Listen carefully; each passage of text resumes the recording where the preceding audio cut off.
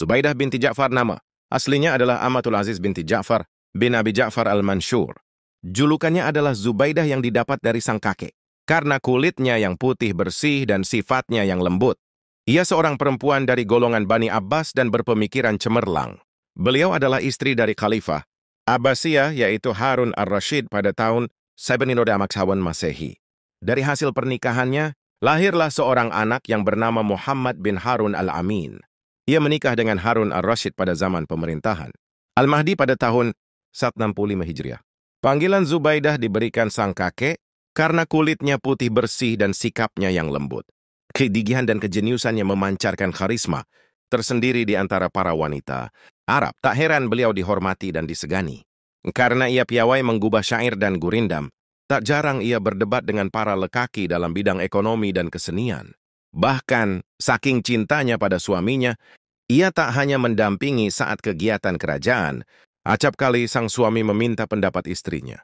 Selain berwajah cantik, kelebihannya tampak pada wawasannya yang bijak, sehingga Zubaidah dikenal sosok wanita negarawati yang ulung.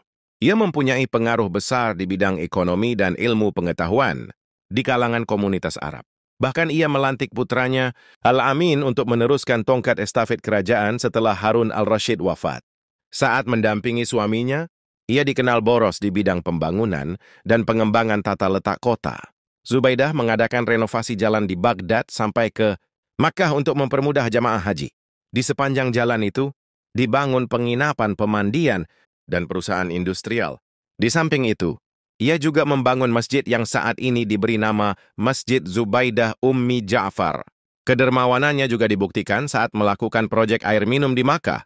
Karena saat ia menunaikan rukun Islam kelima, tahun 186 Hijriah, Zubaidah melihat banyak penduduk mengalami kesulitan air minum. Seluruh arsitek dari seluruh negeri dipanggil untuk menyelesaikan proyek ini walaupun menelan biaya besar. Pada masa itu, proyek tersebut memakan biaya sebanyak dinar. Jumlah yang besar kalau dikurskan ke rupiah pada masa itu.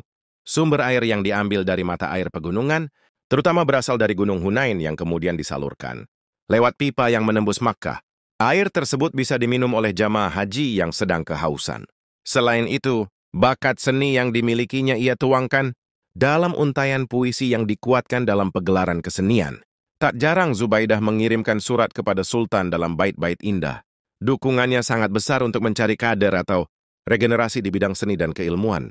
Hingga akhirnya ia menawarkan hadiah besar bagi sastrawan dan ilmuwan yang ingin mengembangkan karyanya di kota Baghdad. Muncul anggapan bahwa kisah 1001 malam terinspirasi dari kehidupan Sultan Harun dan Zubaidah. Tampuk pemerintahan yang diamanahi pada suami menjadi perhatian Zubaidah.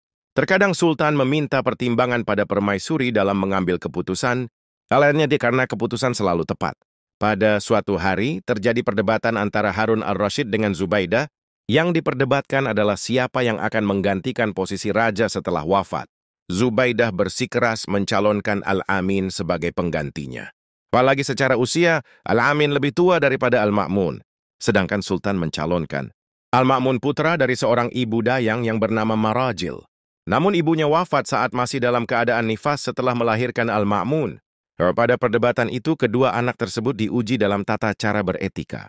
Zubaidah mengagumi keunggulan Al-Ma'mun. Namun saat sang suami wafat, ia melantik Al-Amin dengan maksud ingin mengetahui kemampuan anaknya dalam menjalankan pemerintahan. Saat terdengar kabar terbunuhnya Al-Amin, Zubaidah mengakui kesalahannya karena salah melantik pemimpin. Sehingga ia mengangkat Al-Ma'mun sebagai penerusnya. Al-Ma'mun merupakan orang kedua yang berkuasa di keturunan Harun al-Rasyid. Setelah wafat, keturunannya tidak bisa meneruskannya. Kekuasaan diteruskan oleh Al-Mu'tasim atau keponakannya. Kini nama Zubaidah binti Ja'far harum dalam sejarah Islam. Ia meninggal di Baghdad pada tahun 216 Hijriah.